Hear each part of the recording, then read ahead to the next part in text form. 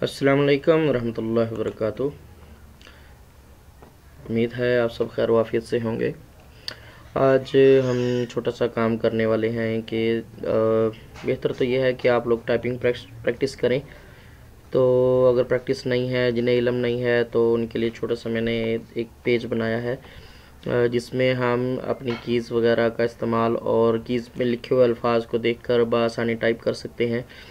इसमें दो तरीक़ेकार हैं। एक जो है वो कैप्स लॉक लगाकर या शिफ्ट दबाकर नंबर लिखा जा सकता है हरूफ को, या फिर बगैर कैप्स लॉक के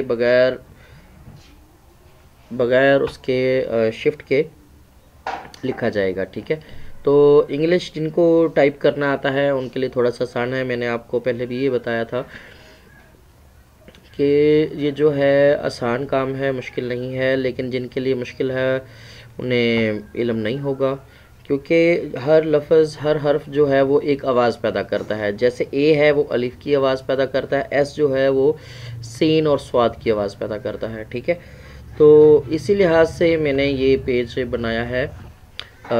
वैसे मैंने वर्ड में बकायदा टाइप किया है ताकि आप लोगों को समझने के लिए आसानी हो जाए।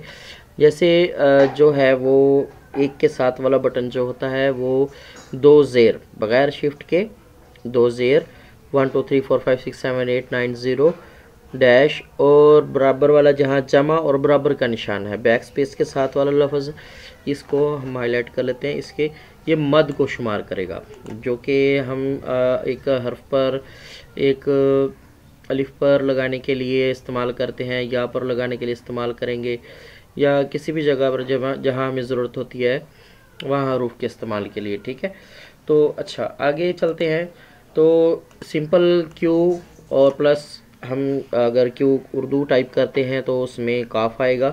तो अगर डब्ल्यू है तो वो वाव की आवाज़ निकालेगा, ई है तो आइन की आवाज़ निकालेगा, आर है वो रे की आवाज़ निकालेगा। ठीक है, टी जो है वो टे की आवाज़ निकालेगा, वाई जो है वो बड़ी या की आवाज़ निकालेगा, यू जो है वो हमज़ा या, याद रखिएगा हमज़ा या, ये हमज़ा या की आवाज़ पैदा करेगा। ठीक है, आई जो है ये छोटी या की आवाज़ पैदा करेगा, ओ जो है वो हा की आवाज़ पैदा करेगा, और ये गोल हा है, ये याद रखिएगा, इस हा में और इस हा में फ़र्क है।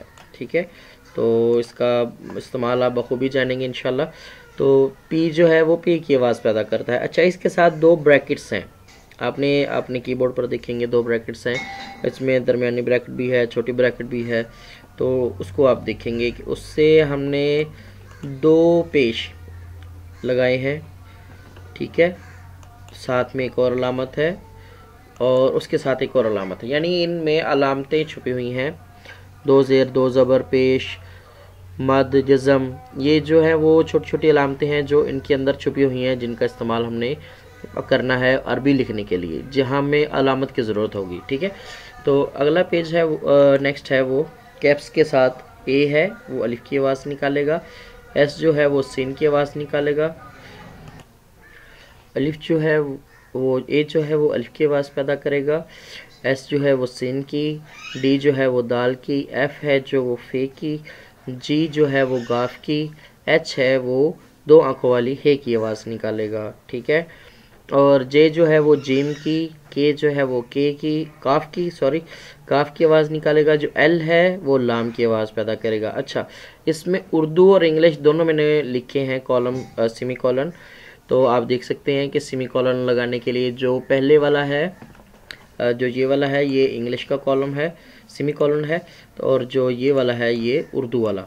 ठीक है, तो ये अगर हम इस्तेमाल करना चाहें तो हमारा होगा कहीं ना कहीं जगह पर। अच्छा, नीचे आ जाएं। जेड जे को ज़ाहिर करेगा, एक्स शीन को, सी चे को, वी तोय को, और बी जो है वो बे को, एन है वो नून को ज़ाहिर करेगा, मीम एम जो है वो मीम को ज़ाहिर करेगा, और ये जो इंग्लिश की अलामत है ये वाला कोमा, और ये वाला कोमा जो साथ वाला है ये उर्दू की अलामत है। ठीक है, तो हम उर्दू में लिखने के लिए ये फुल स्टॉप इंग्लिश के लिए है और ये फुल स्टॉप उर्दू के लिए है।